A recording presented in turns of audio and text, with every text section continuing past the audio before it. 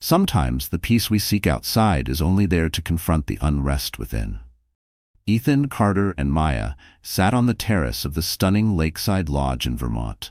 This trip was meant to be their escape, a chance to reconnect after Ethan's hectic work schedule had pulled them apart. Ethan lifted his glass, a soft smile playing on his lips. "To us," he began, his eyes meeting hers. Maya's eyes sparkled as she clinked her glass against his. "Finally," she whispered, her fingers lightly touching his hand. "Just us." They both took a sip, savoring the moment. Maya leaned in slightly. "You know, I've been looking forward to this for so long." "Me too," Ethan replied, his smile genuine. "I'm sorry, I've been so caught up with work lately." She shook her head softly. "It's okay. You're here now, and that's all that matters." Just then, as Ethan lowered his glass, something over Maya's shoulder caught his eye. His gaze locked onto a figure across the terrace, and his breath hitched. It was Isabelle. She sat at a candlelit table, laughter dancing in her eyes as she chatted with a tall, handsome man. Beside her, her hand rested gently on her pregnant belly, and she seemed to glow with happiness. Ethan's heart skipped a beat. The clinking of glasses, the murmur of other guests, all of it dimmed until there was only Isabelle. Maya's voice pulled him back. She looked at him with a hint of concern. "Are you okay?" Yeah, sorry. I just thought I saw something." Maya tilted her head, a playful smile tugging at her lips. "Oh, something or someone." He hesitated for a split second. "No, just the sunset playing tricks on me, I guess." She laughed softly. "It is pretty mesmerizing, isn't it?" "Yeah," he mumbled, stealing another quick glance at Isabelle. She was leaning in toward her companion, her smile brighter than he remembered. Maya noticed his eyes drifting and turned slightly to look over her shoulder. "What's so fascinating back there?" she asked lightly. Ethan's cheeks warmed. "Oh, nothing," he said quickly. "Just thought I recognized someone, but I was mistaken." She raised an eyebrow, curiosity piqued. "Anyone I might know?" He shook his head, offering a tight smile. "No, just a fleeting thought." Maya studied him for a moment before letting it go. As they resumed eating, Maya tried to shift the conversation to lighter topics. The lodge's beautiful decor, the spa treatments they'd booked for the next day.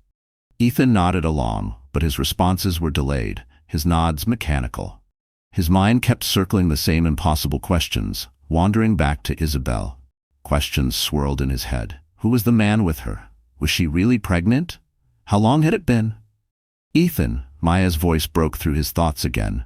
He snapped back, feeling a bit lost. "Sorry, what was that?" She laughed lightly. "I was just saying, maybe we could try that little Italian place by the lake tomorrow night."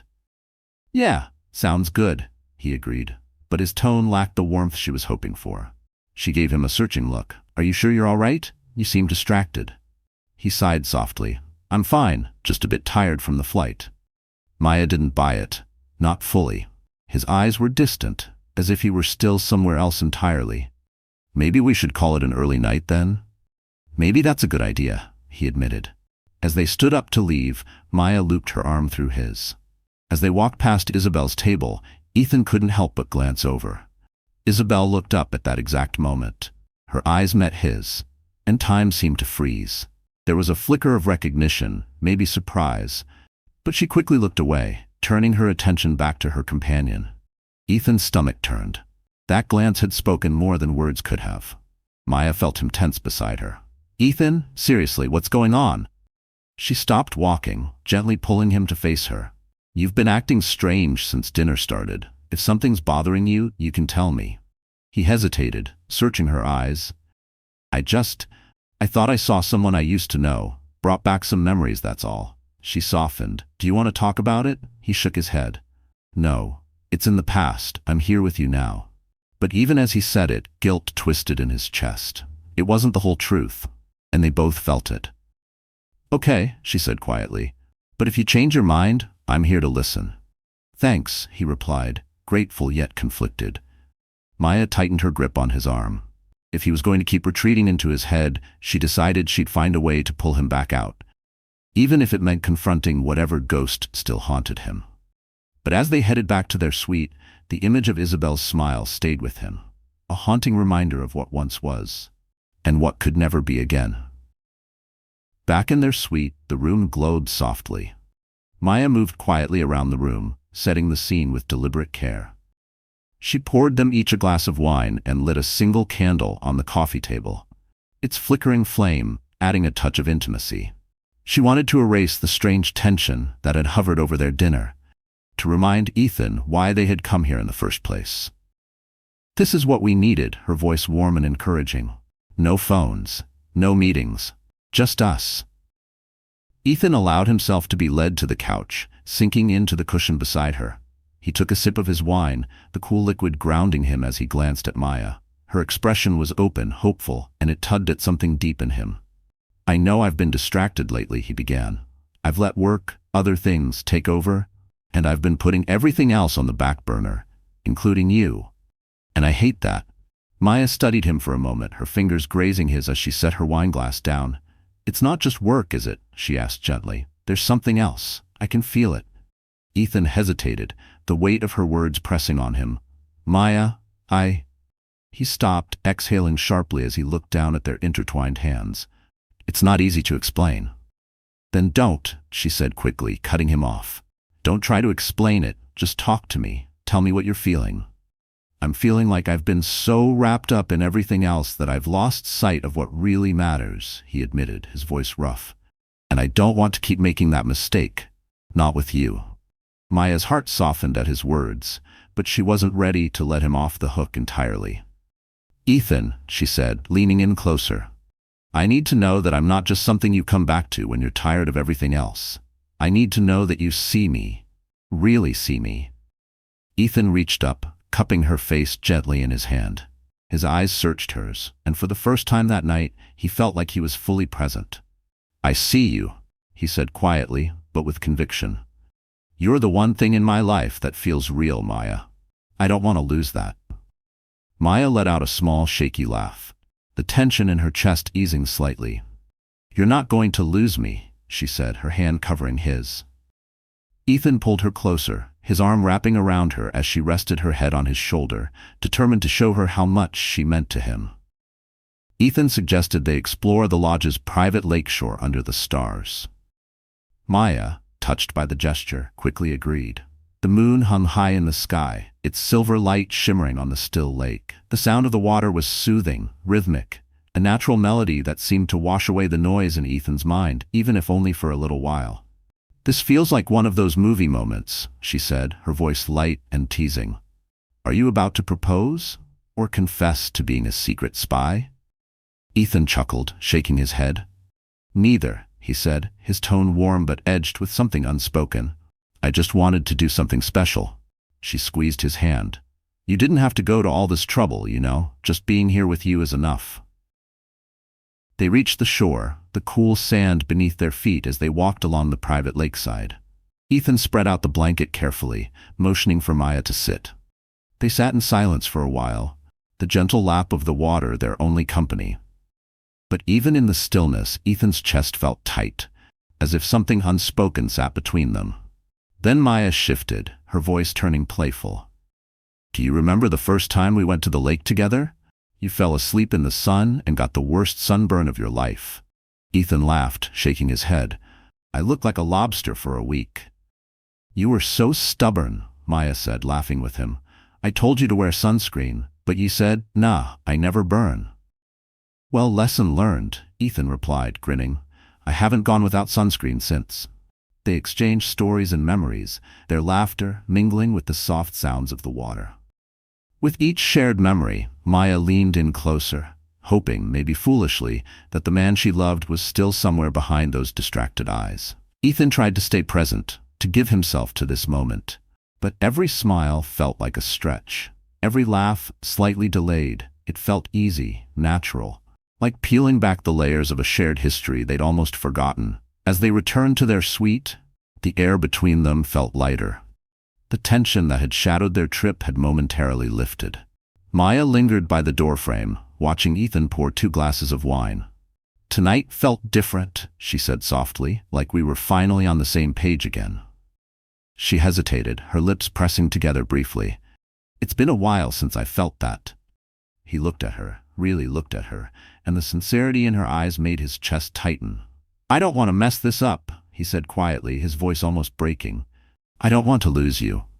Maya smiled softly, the kind of smile that carried both hope and understanding. Then don't. We're here, Ethan. We're not perfect, but we're trying. And that's enough for me.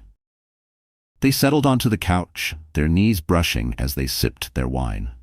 It wasn't long before Maya's eyes fluttered closed, her breathing evening out as sleep claimed her. Ethan stayed still, not wanting to disturb her. But as the silence deepened and the night stretched on, his thoughts began to drift. His gaze wandered to the ceiling, then to the glass of wine still in his hand. Isabelle's face crept into his mind, unbidden, her smile, her laugh, the gentle curve of her hand resting on her belly. Questions circled like restless waves. What was she thinking? Was she as at peace as she seemed? And who was the man by her side? Marco? Was he the father of her child? The thought of it stirred something in him, a mix of regret and envy that he couldn't quite untangle. Ethan let out a quiet sigh. Lowering the glass onto the table, he glanced at Maya, her face serene in sleep, and a pang of guilt struck him. She deserved this version of him, the one who was present, attentive, committed. And yet, there he was, stuck in a past he couldn't quite escape. The room stayed silent. Ethan sat there for what felt like hours, the weight of his thoughts pressing down on him. The morning light seeped into the room, golden and warm, brushing over Maya's face as she stirred beneath the crisp white sheets. The smell of freshly brewed coffee teased her awake, and her eyes fluttered open. For a moment, she just lay there, soaking in the rare stillness of the morning. She turned her head and saw Ethan at the kitchenette. His shoulders slightly hunched, one hand scrolling through his phone, the other holding a coffee mug. The sight was so domestic, so simple, that it brought a small smile to her lips.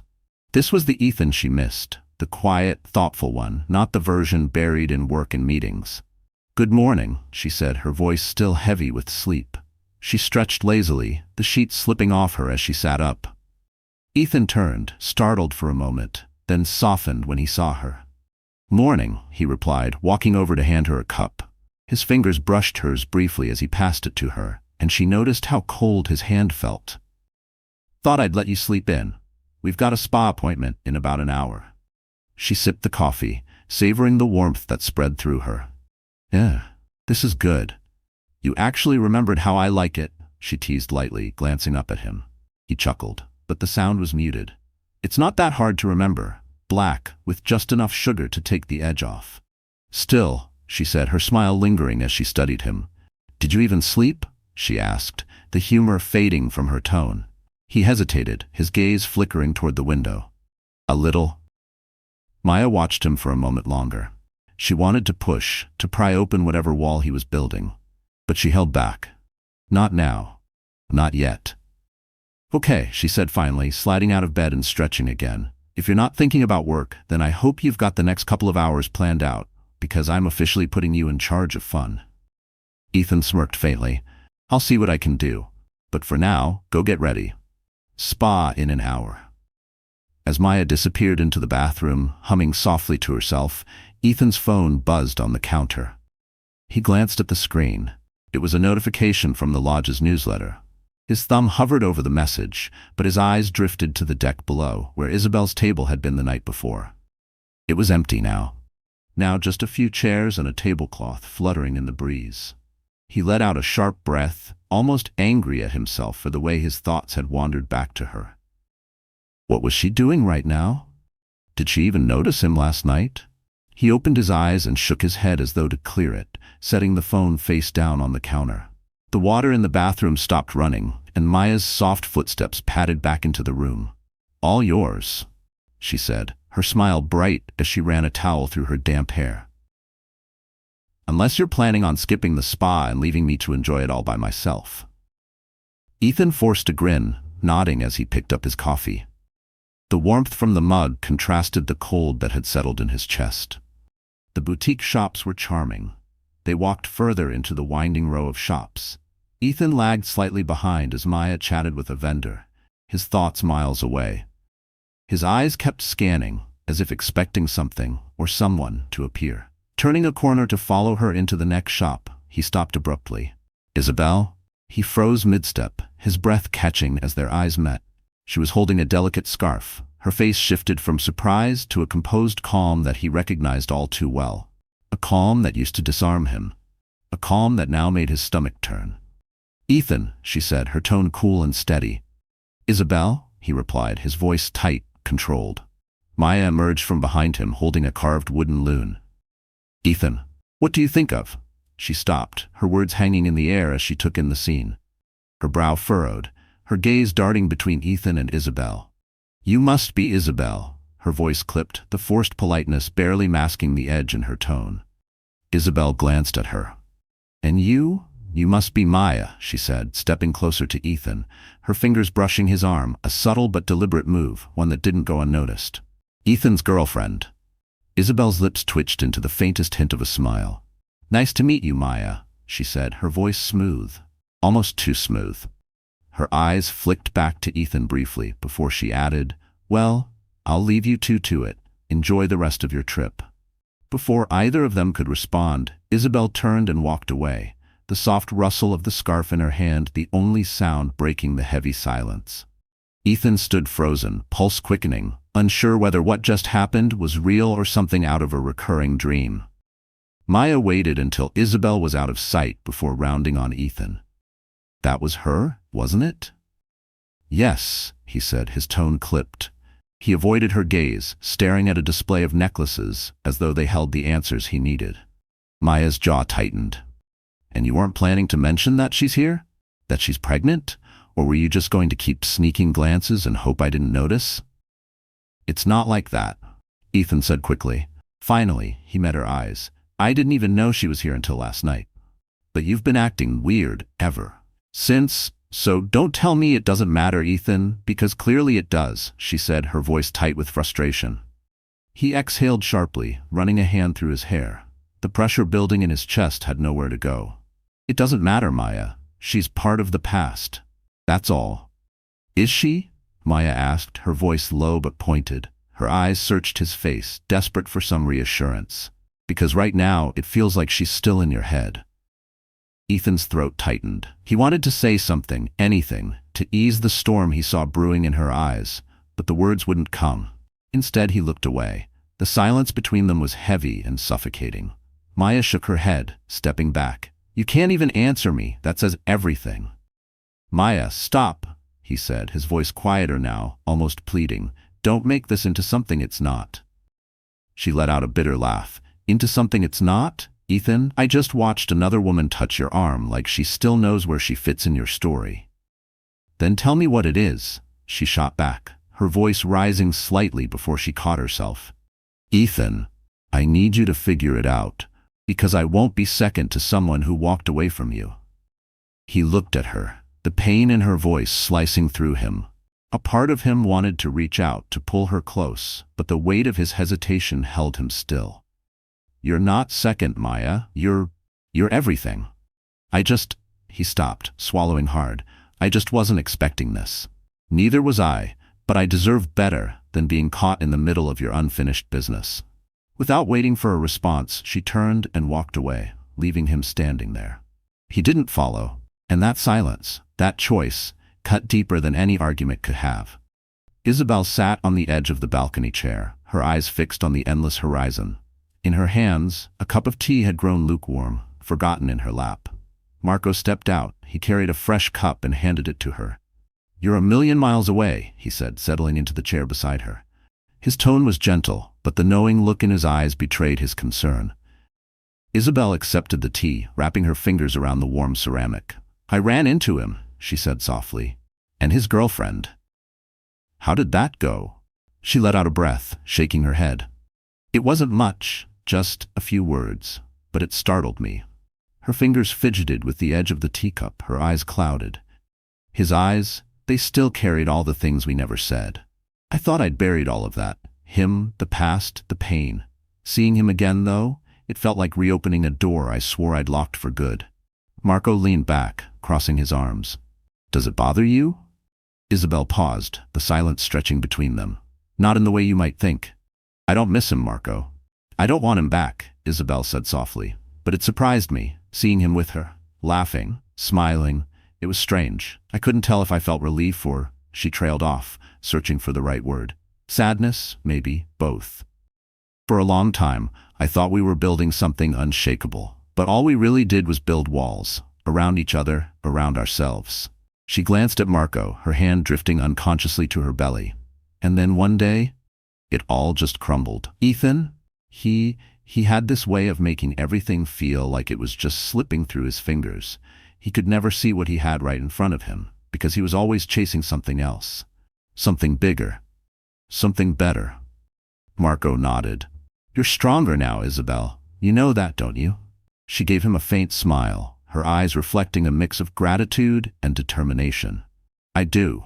But that strength, it came from everything I went through with Ethan.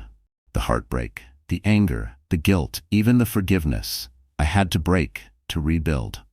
Marco reached over, resting a firm but reassuring hand on her shoulder. And you rebuilt into someone unshakable. Don't let his shadow steal even a sliver of that. I won't, Isabelle nodded, taking another sip of tea as her thoughts shifted, from Ethan and the weight of their past to the life growing inside her. This baby, she whispered, almost to herself, is a fresh start. I won't let the past define what's ahead. That night, the suite was steeped in silence. Maya lay curled on her side, her breathing soft and even. Ethan, however, was wide awake. The bed felt too big, the room too still. He turned onto his side, watching the way the moonlight painted soft lines across Maya's face. She looked so peaceful, so untouched by the storm brewing in his head. Yet even in her sleep, her hand was clenched against the pillow, as if she were holding on to something, or maybe bracing herself for something to slip away. Ethan sighed, the weight in his chest growing heavier. She deserves better, he murmured to himself, barely audible, but the words didn't bring comfort. Instead, they felt like a confession, as if he were admitting to some unspoken failure. He rubbed his hands over his face, trying to shake the thoughts loose, but they clung stubbornly, refusing to let go. He sat up, resting his elbows on his knees, his head hanging low. His mind drifted back to Isabelle's laugh, the glow on her face and the hand she had rested so protectively over her belly. It wasn't jealousy that gnawed at him, at least not entirely. It was the questions. Ethan remained motionless, letting Maya's steady breathing ground him. But even as the room dimmed into silence, sleep never came. Outside, the night deepened, quiet and slow, spilling its stillness across the lodge, across the lake, and into rooms where old memories stirred. So many questions that had no easy answer. But it wasn't just Isabelle, it was Maya too. Her smile, the way she tried so hard to close the widening gap between them. Ethan felt his stomach twist as guilt pressed down on him. He didn't want to be that man, the one who hurt her by holding on to something or someone that no longer fit in his life. Maya stirred beside him, her hand reaching out instinctively. Ethan, she murmured, her voice thick with sleep. I'm here, he said quickly, lying back down. He slipped his hand into hers, squeezing gently. Go back to sleep. Her eyes fluttered open, her gaze searching his in the dim light. You okay? Yeah, he lied, brushing a strand of hair from her face. Just couldn't sleep. Ethan, she whispered, propping herself up on one elbow. If something's bothering you, talk to me, please, I'm here. He stared at her, his heart aching at the vulnerability in her eyes. He wanted to tell her everything, to pour out the turmoil, the confusion, the guilt that had been clawing at him. But the words felt too heavy, too tangled. I know, he said finally, pulling her close. I know you're here. Maya rested her head on his chest, her hand splayed over his heart. I just want us to be okay. We will be, Ethan promised, though he wasn't sure if he was trying to convince her or himself. He pressed a kiss to the top of her head, letting her warmth and steady breathing ground him. The sun shimmered on the lake's surface. Maya adjusted her life jacket with a grin, her ponytail swaying as she turned to Ethan, who was fumbling with his paddle. Honestly, Ethan, you look like you're fighting the kayak, not paddling it, she teased, her laughter light and playful. I'm just out of practice, he shot back, his voice tinged with mock indignation as he splashed water, accidentally of course, near her kayak. Maya squealed playfully, paddling away. You better not be trying to sink me, Montgomery, her voice echoed over the open water. Ethan managed to smile, trying to focus on the moment, but his thoughts wandered. He shook his head, forcing himself to paddle harder as though he could outpace the memories. Maya noticed his effort and teased him gently. Trying to race me, are you? she said, a playful challenge in her voice.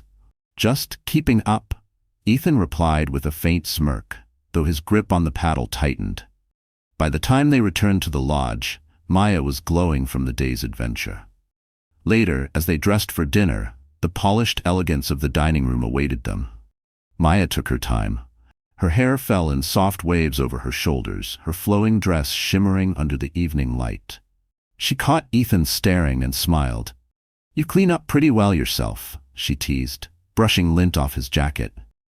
The dining room buzzed with conversation and laughter, the soft notes of a piano weaving through the air. Their table was lively, and Maya, ever the charmer, held everyone's attention with her spirited storytelling. She recounted an art show disaster that had left the crowd in stitches. Her gestures were animated, her smile radiant.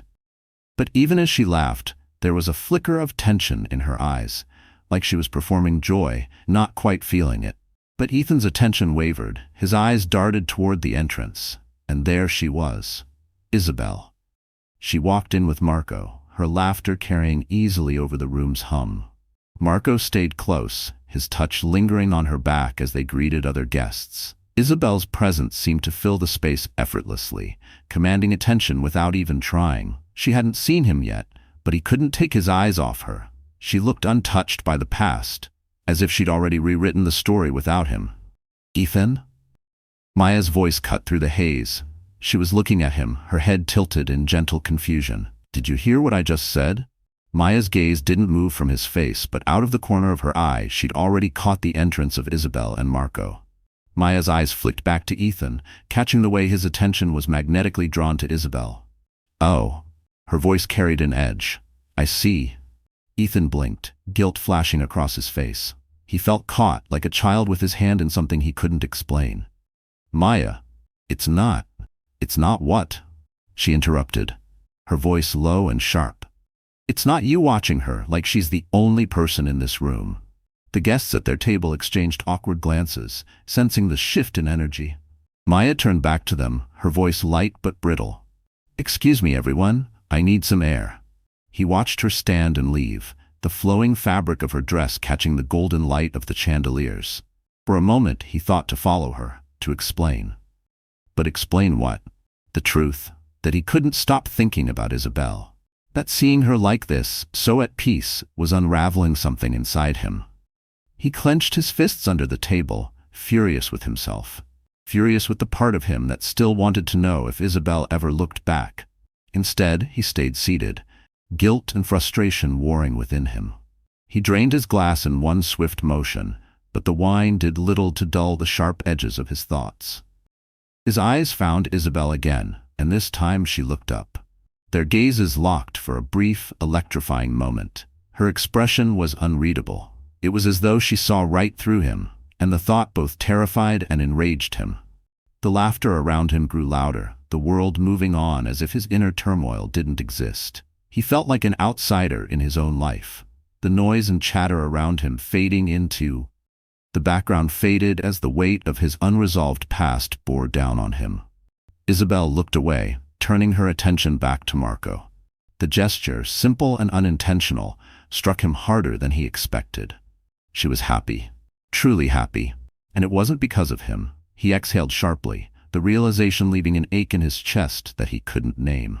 Maya didn't return for the rest of the meal. Her absence left a void at the table that none of the conversation could fill, and Ethan's guilt only deepened as the night wore on. Back in the suite, Maya stood by the window, her arms crossed tightly. Ethan sat on the edge of the bed, his head in his hands, the weight of the evening pressing down on him like a storm cloud. This was supposed to be about us. Maya turned to face him, her eyes shimmering with frustration and hurt. "But all I've done is compete with a memory I can't even touch." "I failed her," Ethan muttered. Maya blinked, stunned. Her lips parted as if to say something, but no words came out. "Failed her? What are you even talking about?" Ethan sighed heavily, running a hand through his hair. "Our marriage ended because I couldn't let go of work, of control. I was so focused on building a life for us that I forgot to actually live it with her. And now, seeing her like this, happy, glowing, with a life I'm not part of, it makes me wonder what could have been, if I'd just been different." Maya's face hardened, the warmth in her eyes replaced with a cold resolve. "And where does that leave me, Ethan?" she asked, her voice low but sharp. "Am I just a stand-in, a distraction while you figure out your regret?" "No," Ethan said firmly, stepping closer to her. "You're not. You're more than that. You're everything I want. I know I haven't been fair to you, and I'm sorry." "Sorry," Maya laughed bitterly, a tear slipping down her cheek. She wiped it away quickly, her voice breaking. "I need more than apologies, Ethan. I need to know I'm not wasting my time." Ethan felt his chest constrict. The thought of losing her cut deeper than any regret he'd ever known. "Maya," he whispered, his voice breaking. "I don't want to lose you." She held his gaze for a long moment, her expression unreadable. Finally, she turned back to the window. Her voice barely above a whisper, "Then prove it." The next day was about to uncover the whole story. The morning started quietly. Maya woke to the soft light filtering. Through the curtains, she turned her head to see Ethan still asleep, his face softened in a way she hadn't seen in weeks. There was a time when just looking at him like this filled her with peace, with certainty. Now all she felt was a gnawing ache. She traced the outline of his face with her eyes, remembering the man who had once made her laugh until she cried. The man who had promised her the world. But now, he felt distant, like a shadow of the person she'd fallen in love with. Her chest tightened as she wondered if she was holding on to someone who no longer existed. By the afternoon, Maya had decided to take matters into her own hands. She wasn't going to let this trip be a complete disaster. She grabbed Ethan's arm as he scrolled mindlessly on his phone. "Come on," she said, her tone firmer than usual. "We're going to the pool. No arguments." Ethan blinked at her, startled, but nodded. All right, he said, setting his phone down. At the pool, Maya ordered 2 cocktails, determined to make the best of the day. She leaned back in the cabana, her sunglasses perched on her nose. Ethan tried to focus on Maya, to meet her enthusiasm halfway, but his eyes betrayed him. Across the pool, Isabelle had appeared with Marco. Ethan's chest tightened. His thoughts spiraled. "You know what?" Maya snapped, sitting up straighter. "You've barely looked at me since we sat down. I'm right here, Ethan, but your mind is over there with her." Ethan set his glass down, a frown creasing his brow. "Maya, you're overreacting." Maya's laugh was bitter. Hollow. "Overreacting? Are you serious? You've been a ghost this entire trip, and now you don't even bother hiding it anymore." Ethan shifted uncomfortably, glancing around at the other guests. "Can we not do this here?" "No," she said, her voice trembling, but loud enough to turn heads. "We're doing this now because I'm done pretending everything is fine." Across the pool, Isabelle looked over. Marco leaned in, whispering something to her, and she nodded, rising slowly to leave. Ethan's eyes followed her, and Maya caught it. Her voice broke as she said, "You can't even hide it anymore, can you?"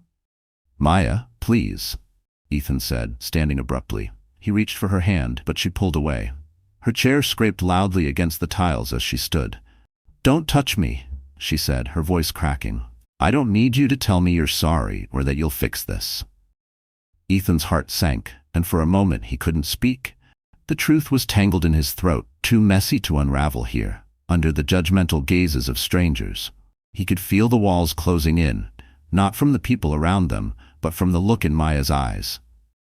"Let's go somewhere private," he pleaded, his voice soft, almost desperate. Maya shook her head, tears brimming in her eyes. They shimmered, but she refused to let them fall. "Not yet." "Why? So you can keep lying to me? So you can convince me I'm crazy when I know I'm not?" "Maya," he said, stepping closer, but she stepped back, holding up her hand. "Don't." Her voice dropped, quieter now, but no less sharp. "You don't even see it, do you? How much you're still holding on to her? To whatever this is." Ethan's mouth opened, but no words came out. There was nothing he could say that wouldn't make it worse. Maya turned and stormed off, her footsteps echoing against the tiled floor of the pool deck. He stood there frozen, his hand still outstretched, as if he could pull her back across the pool, but she didn't look back. And that said everything. Isabelle watched the scene unfold, conflicted. Marco placed a hand on her arm. "You don't owe him anything. You know that." "I know," she replied, her tone resigned. "But I can't let this spiral." Her eyes never left Ethan, his figure still, broken, against the glow of the water. Isabelle approached Ethan, who stood by the edge of the pool, visibly torn. Ethan, she called softly. He turned, startled to see her so close. The last person he expected, and somehow the only one who felt familiar in that moment. "Can we talk?" she asked, glancing around. "Somewhere less public?" He hesitated, then nodded. Isabelle led Ethan along the shoreline, the moonlight casting a silver sheen on the lake as the gentle ripples lapped at their feet. When she finally stopped, Isabelle turned to face him, her arms folded protectively over her rounded belly. Her gaze was steady, but her voice cut like a blade. "I don't know why you're here, Ethan," she began, each word deliberate. "But whatever you're looking for, it's not me. It can't be." Ethan took a breath, his hands stuffed into his pockets. "I'm not looking for anything," he said, but the crack in his voice betrayed him. "Seeing you, it wasn't planned." "Wasn't it?" Isabelle shot back, her eyes narrowing. "Because it feels like you've been following me ever since you saw me." He shook his head quickly. "No, it's not like that." "Then what's it like, Ethan?" Her voice rose, her frustration barely contained. "You have someone waiting for you. Someone who clearly loves you. Go back to her. Focus on her." Ethan looked down at the sand, scuffing it lightly with his shoe. He hated how right she was, and how much it still didn't change the storm inside him. "It's not that simple." "Why not?" Isabelle pressed, her tone sharp. "Why is it so hard for you to move on?" His eyes lifted to her belly. The sight of her pregnancy struck him like a blow he hadn't prepared for. "Is it his, Marco's?" The question slipped out before he could stop it. Isabelle's jaw tightened, her arms dropping to her sides. "Don't," she warned, her voice low and dangerous. "That's none of your business." "It feels like it is," Ethan said, his voice rising. You're glowing, Isabelle. You're happy. And I'm stuck. Seeing you like this, it's..." He broke off, shaking his head as if trying to dislodge the words. "Seeing me like this, what?" Isabelle demanded, stepping closer. "Makes you wish we had this? That I could have been this woman for you?" "I don't know." Ethan's voice cracked as he threw his hands up. Maybe I'm just realizing how much I lost, how much I let slip through my fingers." Isabelle let out a sharp breath. "Ethan, you didn't lose me. We lost each other. You want to make it about failure, but the truth is, we weren't right for each other. And deep down, you know that." "Then why?" he asked, his voice breaking. "Does it still feel like I failed? Like I failed us?" Her expression softened, though her stance remained firm. "Because you're still carrying this guilt. This belief that you could have fixed something that was broken from the start. But Ethan, my happiness now, this life I'm building, it has nothing to do with you." He looked at her, the weight of her words pressing down on him. For a moment, he didn't respond, but his eyes flickered to her belly again, and the question escaped him in a near whisper. "If it's not Marco's, then how?" Isabelle hesitated, her hand instinctively resting on her stomach. Finally she spoke, her voice steady. "It's mine, Ethan. Mine alone. I chose this." He blinked, his brow furrowing. "You mean a donor?" she clarified, her tone firm but not unkind. "Marco's just a friend, someone who's there for me without expecting anything in return. That's what I needed, to figure out, after us, what it meant to stand on my own." Ethan stared at her, the revelation settling like a stone in his chest. He opened his mouth to speak, then closed it again, struggling to find the right words. When he finally spoke, his voice was low. "You really don't need anyone, do you?" Isabelle gave a faint smile, though there was a trace of sadness in her eyes. "Not in the way I used to think I did. That's what you need to understand, Ethan. You've got to stop holding on to this idea of what could have been, and figure out what's keeping you from moving forward." "How?" he asked, his voice barely a whisper. "How do I let go?" She looked at him for a long moment, then sighed, her voice softening. "You already know the answer, Ethan. You've just been too scared to face it, and you're not going to find it by chasing the past. Not me, not anyone." She stepped closer, her hand brushing his arm lightly. "Let her in, Ethan. If Maya is the one, don't make the same mistakes you made with me. Be present, be better." Her words hit like a wave, leaving him breathless as she turned and walked away. The moonlight caught the curve of her belly as she moved, a symbol of the life she was building without him. Ethan stood rooted in the sand, the quiet ripple of the lake filling the space where her voice had been. He tilted his head back, closing his eyes. For the first time in years, he felt a flicker of clarity, faint, but real. Maya sat curled on the edge of the couch, her knees drawn up to her chest, her face streaked with tears. She stared at the floor, the soft light of the suite casting long shadows that mirrored the ache in her chest. The creak of the door made her look up sharply, her breath hitching. Ethan stepped inside, his movements hesitant, as though he wasn't sure he belonged there anymore. "Did you get everything you needed from her?" Maya's voice was low, trembling, but laced with a sharpness that cut through the silence. Ethan froze mid-step, his shoulders slumping under the weight of her question. "No," he said, his voice quiet, almost ashamed. "But I realized something." Maya's arms crossed tightly over her chest, her posture defensive. "And what's that, Ethan?" she asked, her tone brittle. "That she's moved on? That you can't have her back?" His eyes met hers, the vulnerability in them raw and unguarded. "That you deserve better than this," he said, his voice breaking slightly. "Better than me dragging you through whatever this is." Maya blinked, tears pooling again in her eyes. "So that's it," she whispered. "You're just giving up?" "It's not giving up," Ethan said quickly, stepping closer. "Maya, I don't even know who I am anymore. I've spent so much time running from my mistakes, from my past, that I've never stopped to figure out what I really want. And that's not fair to you." "Not fair to me?" she repeated, her voice rising. "Ethan, I've been here. I've been patient. I've given you space, time, everything. And now, when I finally ask you to choose me, you tell me I deserve better?" Ethan ran a hand through his hair, his frustration with himself evident. His voice caught in his throat, but he pushed forward anyway, like a man fumbling in the dark. "I know it sounds like an excuse, maybe it is, but I can't keep pretending I'm the man you need when I'm still stuck in my own head." Maya stood, her bag already half packed on the dresser. She turned to him, her face a mixture of pain and resignation. The suitcase may have held clothes, but her heart was what she was truly packing away. "You know what hurts the most, Ethan?" she said softly. "It's not even that you're letting me go. It's that you don't even see what you're letting go of."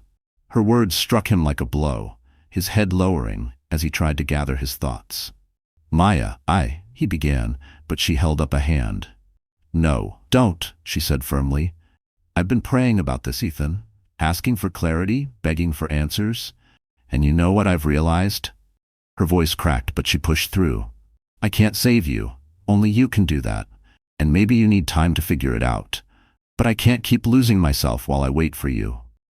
Her voice trembled, not from fear but from exhaustion, from having loved a man who always seemed one step behind.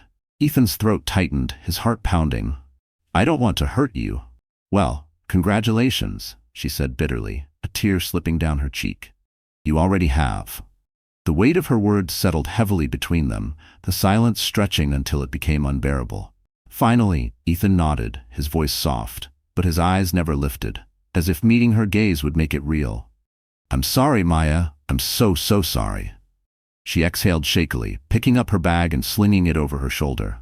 "I hope you find what you're looking for, Ethan," she said, her tone soft but resolute.